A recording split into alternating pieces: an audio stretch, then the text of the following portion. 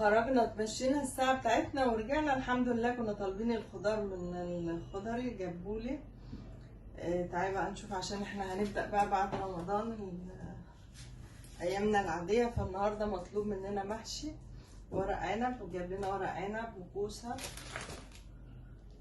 وبتنجان، وجايبين طماطم وجايبين شطة بس جايبينها رومي عشان عندنا بيحبوش الحامي، وجايبين 2 بس فلفل الوان لان طبعا الاسعار بتاعته ضربت في العلالي قوي. وفي ناس طالبه سلطه بنجر فجايب لنا البنجر برده متقطع، والفلفل الاخضر، ودي الخضره. الساعه بتاعت الصبح اللي بنمشيها دي بتغير مودنا وبتخلينا يعني راجعين عايزين نهد الدنيا مش نعمل اكل بس.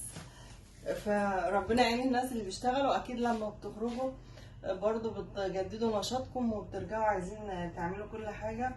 ربنا يعينكم وتقدروا تعملوا كل اللي نفسكم فيه. احنا النهاردة هنعمل المحشي كده. انا استلمت خضاري بعد ما رجعت. هرص بقى حاجتي في غسالة الاطباق الاول عشان ابدأ شغلي والمطبخ نروح. بصوا الكوبايات دي كلها لو وقفنا نغسلها، والمعالق دي كلها هتاخد مننا وقت قد ايه. طبعا بتغسلي الفلتر بتاعها اللي جوه مع كل غسله. انا بحب احط لها حبه صابون كده.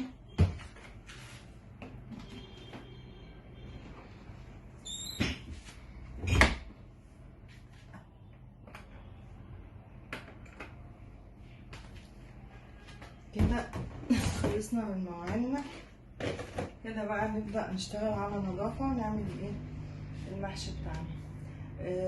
الصبح بدري امشي، الصبح بدري روحي شغلك. لو انت رايحه شغلك نشيطه ارجعي هاتي خضارك، ابدأي يومك. يوم سعيد علينا، وهنكمل مع بعض باقي يومياتنا.